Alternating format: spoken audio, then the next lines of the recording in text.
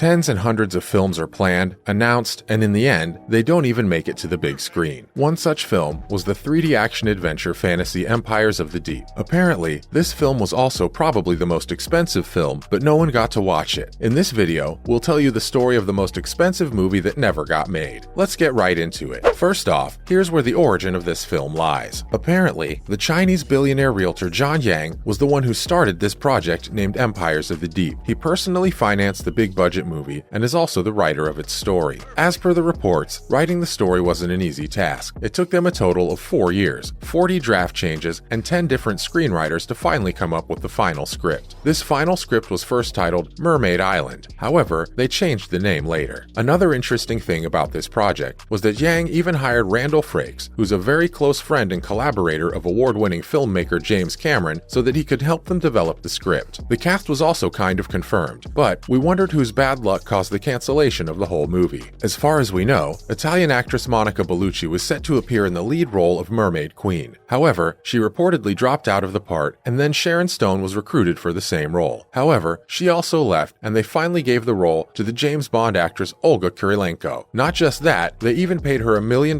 check for a movie that was never even released. Up next, here's what Yang was thinking. You must be wondering why the guy even came up with the idea to make such an expensive film. Well, the project was supposed to be a response to James Cameron's Avatar, but due to some twist of fate, it never got to become its competitor. Apparently, the billionaire was convinced that his wealth would be enough for the movie to steamroll, as some elite filmmakers like Peter Jackson and George Lucas were working on it. However, little did he know that being a competitor of a film like Avatar would cost him way too much. The assertion was pricey because the whole production was filled with countless problems. Everything from the directors to the casting issues kept adding up to the budget, and as a result, the project suffered immensely. Yang was persistent and hopeful for the film's success because he was looking at the success of Avatar. Apparently, the film wasn't just an inspiration for Empires of the Deep, but in fact, also served as envy for the conceptualization of China's potential cinema. But we think the feelings of envy caused Yang to overlook the fact that the materialization of the idea wouldn't be as smooth as he thought. Not just that, this is what we know about the budget of this ill-fated movie. Initially, the film was given a budget of about $50 million,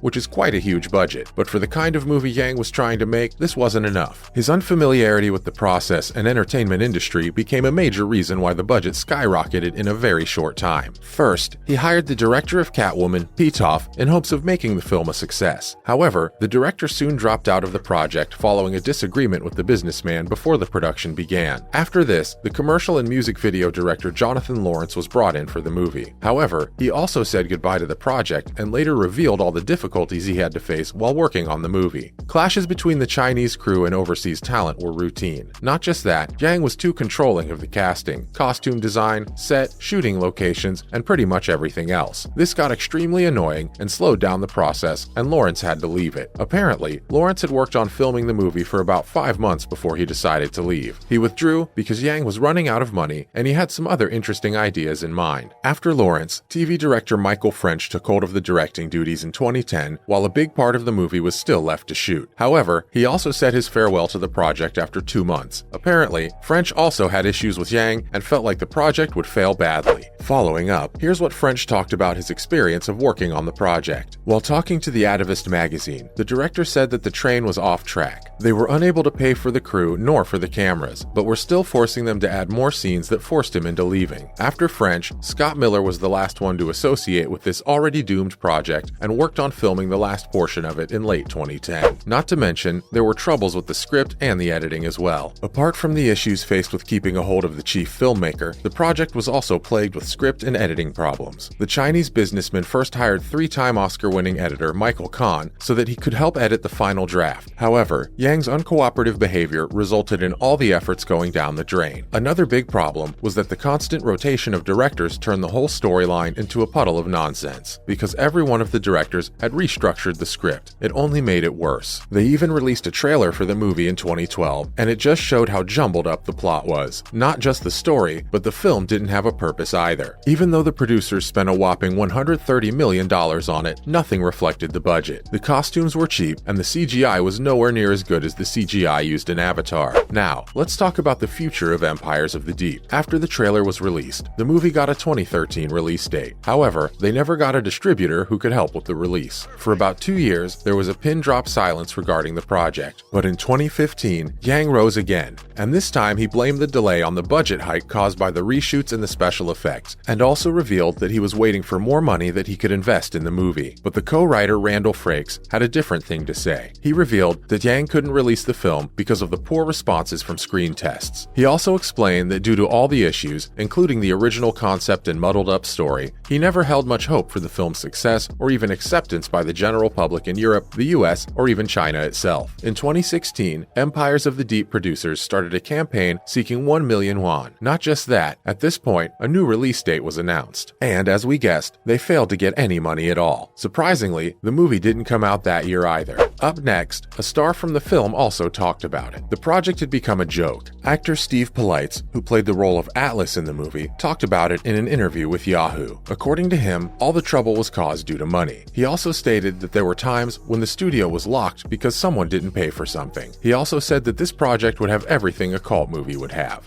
Even the actor wasn't sure about the release date and said they'd get calls every few months saying the film was premiering. It sounds funny, but if we look into it closely, everyone related to this project had to go through both physical and emotional labor. Apparently, the film became a masterpiece for all the wrong reasons. Juan wanted everyone to watch the film and for it to become world famous. But, let's be honest, it became a legendary piece for all the wrong reasons. He loved movies and had way too much money, ultimately overshadowing his project's logical aspects. Mark Byers, a Hollywood veteran producer, also talked about it and said that John himself is a very good-hearted person, but even though his idea was good, he should have let it go before things went wrong. The producer also said that James Cameron and George Lucas heavily influenced Juan, and he grabbed onto an amateur thing without doing any research. From what we know, this one project was set to turn into the whole franchise that would compete against The Lord of the Rings and Star Wars. An animated series was also going to accompany this film and a theme park in China. Not just that, it was also confirmed that Juan wanted to release a video game as well. However, it only became a perplexing and unfulfilled fantasy that cost over $130 million.